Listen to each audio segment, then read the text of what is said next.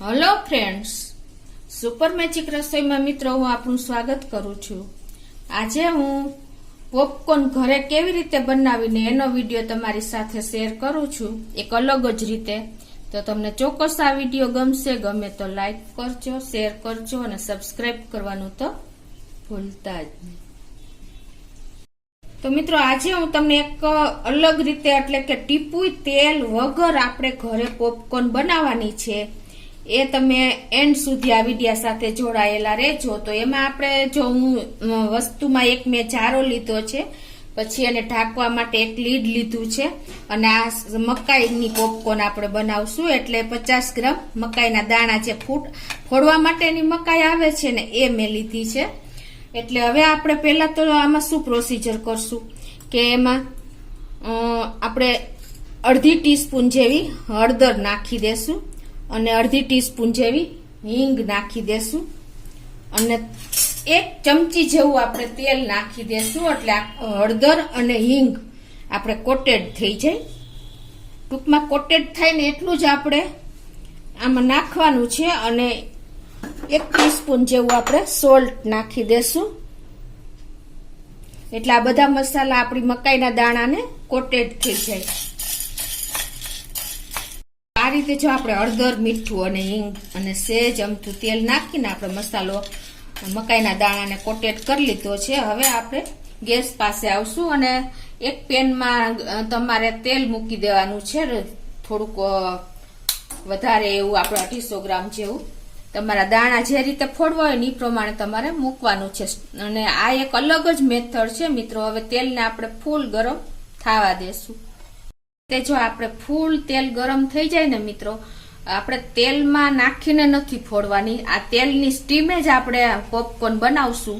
તો એના માટે તમારે જો કોઈ કાણાવાળું વાસણ કે આ રીતનો જારો હોય કે ગયણો હોય ને, એ તમારે એની માથે તેલની માથે ફૂલ સેટ કરી દેવાનો છે અને પછી તમારે આમાં થોડાક દાણા નાખી દેવાના છે, થોડી થોડી કરીને ફોડશું આપણે। તો આ રીતે હું જો થોડાક દાણા નાખી દઉં છું અને પછી આપણે આ રીતે એને ઢાંકી દેવાનું છે।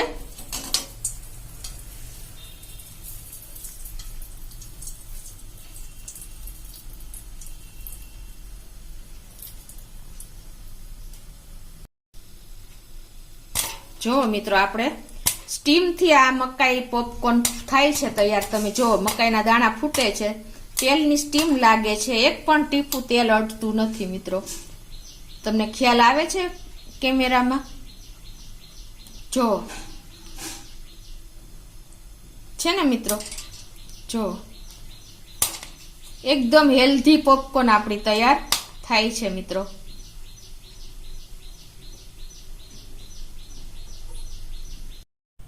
તો આ રીતે જો આપણી બધી મકાઈ ફૂટી ગઈ છે અને જો આપણે એક વાસણમાં પણ લઈ લઈએ। જો મિત્રો આ રીતે તમારે થોડા થોડા દાણા નાખીને મકાઈ ફોડતી જવાની છે। હવે જ રીતે આપણે બીજે થોડીક મકાઈ ફોડી લેશું, આ રીતે નાખીને ઢાંકી દેશું।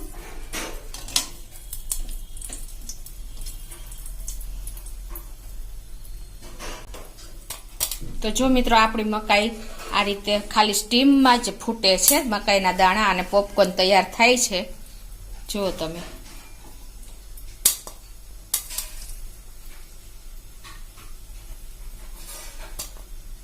તો આ રીતે આપણે બધી મકાઈ ફોડી લેશું। તો આ રીતે જો આપણી બધી મકાઈ ફૂટી ગઈ છે અને હવે આપણે એક વાસણમાં લઈ લઈએ।